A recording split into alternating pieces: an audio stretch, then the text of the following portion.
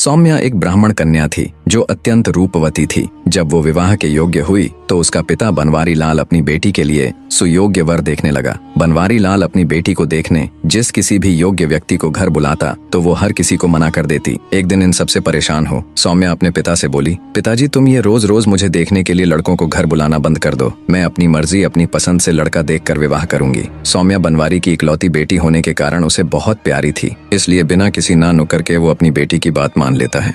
जिस नगर में बनवारी अपनी बेटी सौम्या के साथ रहता था उस नगर के ऊपर राजा वज्रदेव का शासन था। वज्रदेव बड़ा प्रतापी और हमेशा अपनी प्रजा के हित में सोचने वाला राजा था। कहानी को आगे बढ़ाते हुए दैत्य दंभिकासुर बोला, तो विक्रमादित्य एक समय ऐसा आया जब उस नगर में चोरियां होने लगी। धीरे धीरे वो चोरियां इतनी बढ़ गईं कि शायद ही कोई ऐसा दिन हो कि नगर में चोरी न हो। नगर के वासी आए दिन होने वाली इन चोरियों से बहुत परेशान थे। राजा वज्रदेव को जब खबर लगी तो उसने रात की गश्त के लिए सिपाहियों की संख्या बढ़ा दी, पर उससे भी कोई फायदा नहीं हुआ। अब तो चोर ने नगर के छोटे मोटे रईसों से लेकर बड़े बड़े सेठों तक का नंबर लगा दिया। आए दिन होने वाली इन घटनाओं से दुखी हो नगर के बड़े सेठ और व्यापारी मिलकर राजा के पास गए और अपनी व्यथा सुनाकर उनके सामने अपनी फरियाद रखी। राजा वज्रदेव ने उनका दुखड़ा सुन अपने सभी सिपाहियों को दिन रात नगर के कोने कोने में तैनात कर दिया, पर फिर भी चोरियां कम नहीं हुई। अब राजा के लिए भी ये विषय अत्यंत गूढ़ बन गया। उसने विचार किया कि कहीं मेरे सिपाही भी चोर के साथ ना मिल गए हों। अंततः राजा वज्रदेव ने खुद चोरों को पकड़ने का बीड़ा उठाया। अब हर रात को वो खुद अपने कुछ सिपाहियों की टुकड़ी लेकर राज्य में गश्त के लिए निकलता। जब राजा सजग हुआ तो कुछ समय के लिए चोरियां रुक गईं, पर एक रात जब राजा गश्त पर था तो उसने एक संदिग्ध व्यक्ति को भागते हुए देखा। राजा ने तुरंत अपने सिपाहियों को आदेश दिया, उसे फौरन पकड़ो। राजा का हुक्म मिलते ही सिपाहियों ने दौड़कर उस चोर को दबोच लिया। उसे राजा के सामने पेश किया गया तो उसके पास से चोरी का सामान भी मिला। जब राजा ने सख्ती से उससे पूछा तो उसने चोर होने की बात कबूल ली। राजा ने क्रोधित होते हुए अपने सिपाहियों को आदेश दिया कि इसे कैद खाने में बंद कर दिया जाए। अगले दिन राजा ने पूरे नगर में ढिंढोरा पिटवा दिया कि चोर पकड़ा गया है, कल उसको सारे शहर में घुमाने के बाद फांसी पर लटका दिया जाएगा। चोर के पकड़े जाने के समाचार पर सारे नगर में खुशी का माहौल हो गया। जब उस चोर को नगर परिक्रमा के लिए निकाला गया तो सारा नगर उसे देखने के लिए टूट पड़ा। स्त्रियां अपने घरों के झरोखों और छतों पर आ गईं। आदमी गलियों में अपने अपने घरों के बाहर खड़े हो गए। चोर को देखने के लिए ब्राह्मण की लड़की अपनी छत पर खड़ी हो गई। चोर को जब ब्राह्मण की हवेली के सामने से लेकर गए तो जैसे ही सौम्या ने उस चोर को देखा वो उस पर दिलो जान से मोहित हो गई। वो तुरंत दौड़कर अपने पिता बनवारी लाल के पास गई और बोली, पिताजी मैं उस चोर से विवाह करना चाहती हूँ। बेटी की यह बात सुनकर ब्राह्मण हैरान रह गया और बोला, यह तुम क्या कह रही हो बेटी? सौम्या बोली, मैं जो कुछ भी कह रही हूँ अच्छी तरह सोच समझ कर कह रही हूँ पिताजी। मैंने उसको अपना पति मान लिया है। अगर उसको शूली पर लटकाया गया तो मैं भी उसके साथ सती हो जाऊंगी। अपनी इकलौती बेटी की ये अजीब सी जिद सुनकर बनवारी लाल के पैरों नीचे से जमीन खिसक गई। उसने अपनी बेटी को समझाने की बहुत कोशिश की पर वो अपनी जिद में टस से मस न हुई। अंततः अपनी बेटी की ममता के वशीभूत हो ब्राह्मण राजा के पास जाता है और सारी बात राजा को बताकर चोर को छोड़ने का निवेदन करता है। ब्राह्मण की सारी बात सुन राजा आश्चर्य से बोला, ऐसा कैसे हो सकता है? मैं ऐसा चाहकर भी नहीं कर सकता। मुझे अपनी प्रजा को भी जवाब देना है। अगर चोर को ऐसे ही छोड़ दिया तो सब नगरवासी क्या कहेंगे? कोई हल न मिलने पर बेचारे ब्राह्मण ने वापस घर जाकर अपनी बेटी को बहुतेरा समझाया पर वो अपने निश्चय पर अटल थी। सौम्या के हठ का समाचार पूरे पास पड़ोस में फैल गया। उड़ती उड़ती बात चोर के कानों तक भी आ पहुंची। जब चोर को पता चला तो वह रोने लगा। तय समय और घोषणा के मुताबिक चोर को नगर के चौराहे पर ले जाया गया। चोर को फांसी होने का दृश्य देखने के लिए सारा नगर टूट पड़ा। चोर को जब शूली के पास लाया गया तभी सौम्या भी वहां आ गई। उसके बाल बिखरे हुए थे। उसने बिल्कुल एक वियोगिनी के जैसा वेश बना रखा था। भीड़ के बीच खड़ी हो उसने घोषणा की कि इस चोर को वह अपना पति मान चुकी है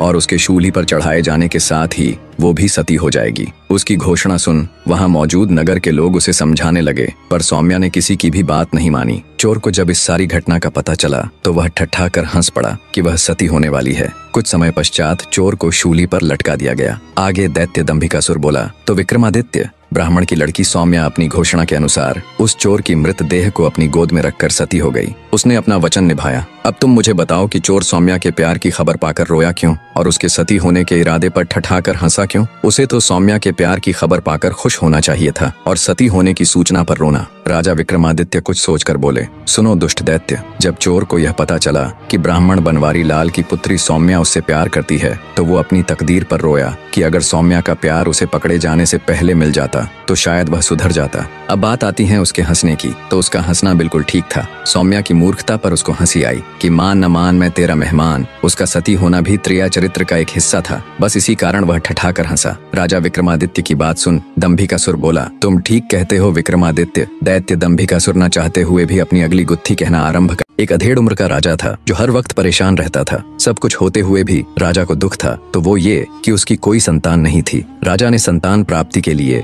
बड़े से बड़े विद्वान पंडित से लेकर ज्योतिषियों तक को दिखाया, पर सबने राजा की कुंडली देखकर एक ही जवाब दिया कि महाराज आपके भाग्य में संतान सुख नहीं है। अंततः राजा एक साधु के पास वन में चला जाता है और उनके पास रहकर जी जान से उनकी सेवा करने लग जाता है। ऐसे ही समय बीतता गया। राजा को महात्मा जी की सेवा करते पूरे 12 साल हो गए। तब एक दिन साधु ने राजा से पूछा, वत्स तुम्हें मेरी सेवा करते आज पूरे 12 साल हो गए। इन 12 सालों में न कभी मैंने तुमसे तुम्हारे यहाँ आकर मेरी सेवा करने का उद्देश्य पूछा और न ही कभी तुमने मुझसे कुछ मांगा। मैं तुम्हारी सेवा से बहुत प्रसन्न हूँ, मांगो जो भी मांगना चाहते हो। तब राजा ने हाथ जोड़ साधु महात्मा जी से कहा, महाराज मुझे किसी चीज की कोई कमी नहीं है, बस कमी है तो एक संतान की। अगर आप मुझे कुछ देना ही चाहते हैं तो मुझे संतान प्राप्ति का आशीर्वाद दीजिए। तब साधु महाराज ने कुछ देर ध्यान लगाया और बोले, वत्स तुम्हारे भाग्य में तो संतान सुख है ही नहीं, पर चूंकि तुमने मेरी 12 साल तक सेवा की है तो तुम्हें खाली हाथ तो नहीं भेजूंगा। बेटा मैं तुम्हें संतान प्राप्ति का आशीर्वाद तो दे दूंगा, पर तुम्हें जो पुत्र होगा उसकी आयु केवल 20 वर्ष की ही होगी।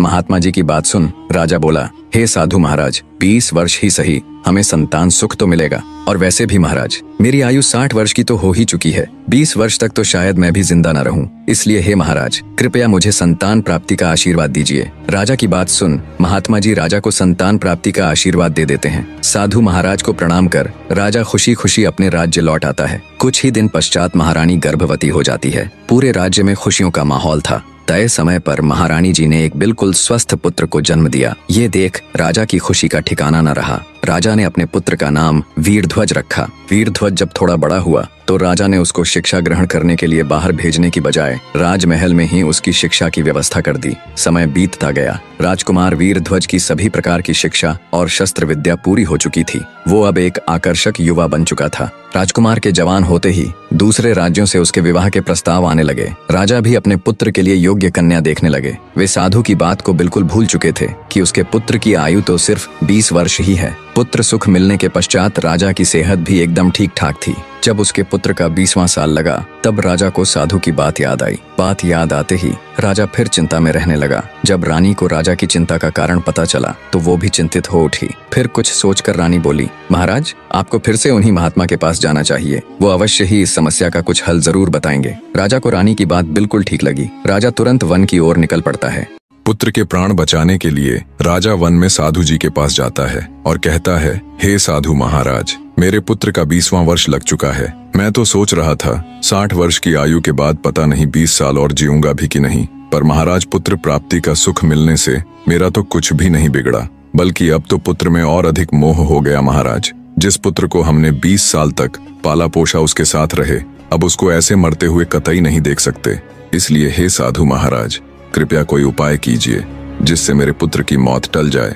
राजा की बात सुन साधु महात्मा जी बोले, वत्स अब मैं कुछ नहीं कर सकता। मैंने तो तुमसे पहले ही कहा था कि तुम्हें पुत्र तो हो जाएगा, पर उसकी आयु केवल 20 वर्ष ही होगी। राजा बोला, नहीं महाराज ऐसा नहीं हो सकता, आप कुछ भी करके इसका हल निकालिए। पुत्र मोह में राजा साधु महाराज के चरणों को पकड़कर बस एक ही रट लगाए जा रहा था, कुछ कीजिए महाराज। अंततः महात्मा जी बोले, सुनो बेटा, निश्चित काल में तुम्हारे पुत्र की मृत्यु न हो, उसका केवल एक ही उपाय है कि उसका विवाह किसी ऐसी कन्या के साथ कर दिया जाए जो अपने से पहले अपने पति को न मरने दे।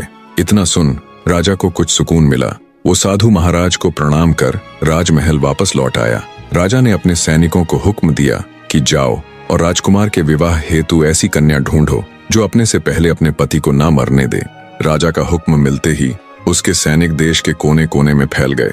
वो जहां भी जाते हर जगह सब उन्हें यही कहते कि मृत्यु पर भला किसी का वश कैसे चल सकता है, वो किसके हाथ में है। मृत्यु तो जब आनी होगी आकर ही रहेगी, उसे भला कौन टाल सकता है। हर जगह इसी प्रकार के जवाब सुन सिपाही भी निराश हो गए। उन्हें कोई भी ऐसी कन्या नहीं मिली जो खुद से पहले अपने पति को न मरने दे। अंततः जब सिपाहियों की एक टुकड़ी हताश हो थक हार कर वापस लौट रही थी तो रास्ते में उनके आगे आगे 3 लड़कियां चल रही थीं। बने रहे।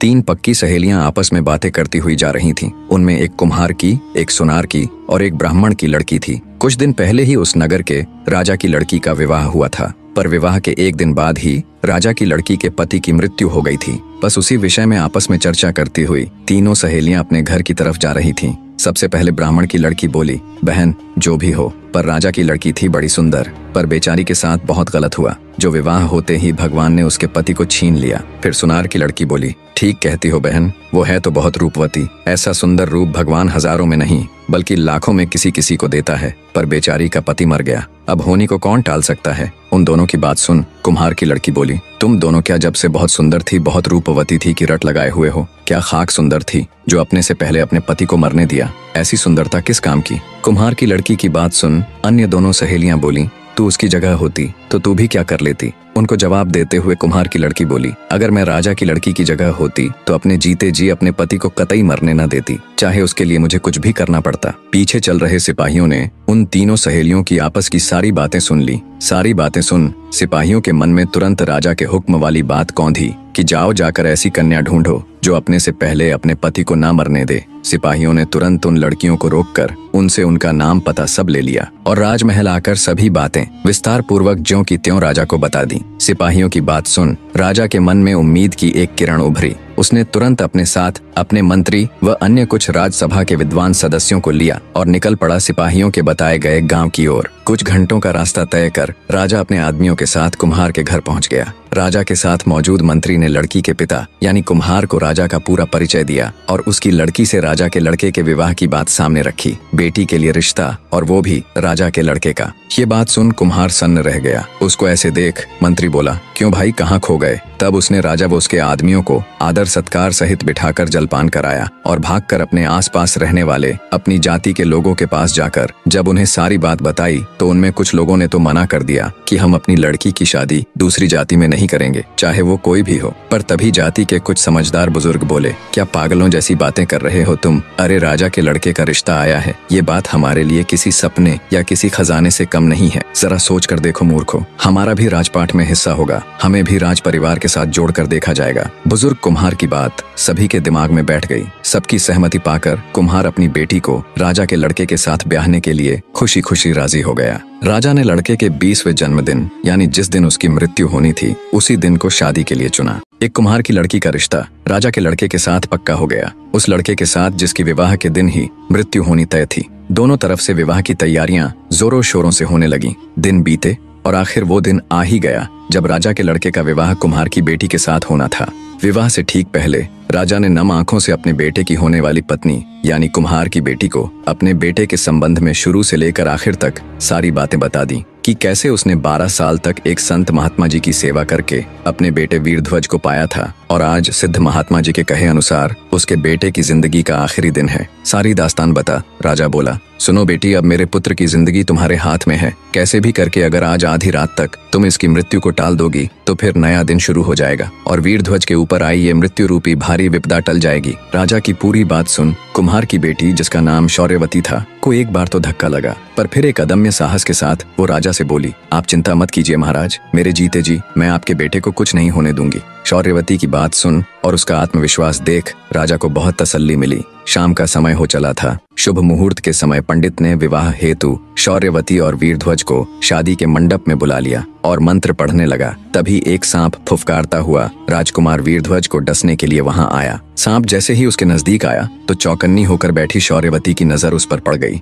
उसे समझते देर न लगी कि ये सांप उसके पति को खाने के लिए ही यहाँ आया है। उसने अपना हाथ आगे बढ़ाया और सांप को पकड़कर उसके मुख को अपने एक पैर के नीचे दबाकर बैठ गई। ईश्वर की मर्जी कहो या उनका चमत्कार, वहां मौजूद किसी भी व्यक्ति की नजर उस सांप पर नहीं पड़ी। कुम्हार की बेटी सांप के मुख को अपने एक पैर के नीचे दबाकर बैठी रही। कुछ देर बाद उस सांप की पत्नी वहां आई और कुम्हार की लड़की से बोली, मेरे पति को तुम क्यों अपने पैर के नीचे दबाकर बैठी हो? कृपया उसे छोड़ दो, अन्यथा इस हालत में उसके प्राण निकल जाएंगे। नागिन की बात सुन शौर्यवती बोली, तुम्हारा पति यहाँ किसी की भलाई में थोड़े ही ना आया था। वो मेरे पति को डसकर उसके प्राण हरने के लिए यहाँ आया था। अगर मैंने उसे छोड़ा तो वो फिर से मेरे पति को डसने की कोशिश करेगा। तब नागिन बोली, नहीं, अब वो ऐसा नहीं करेगा। मैं वचन देती हूँ, तुम्हारे छोड़ते ही मैं अपने पति को यहाँ से लेकर चली जाऊंगी। पर तुम्हारे पति की मृत्यु तो आज निश्चित है, ऐसे नहीं तो किसी और रूप में सही। नागिन के वचन भरने पर शौर्यवती ने सांप के मुख के ऊपर से अपना पैर हटाकर उसे आजाद कर दिया। नागिन अपने वचन अनुसार बिना किसी को कोई हानि पहुंचाए अपने नाग के साथ चुपचाप वहां से चली गई।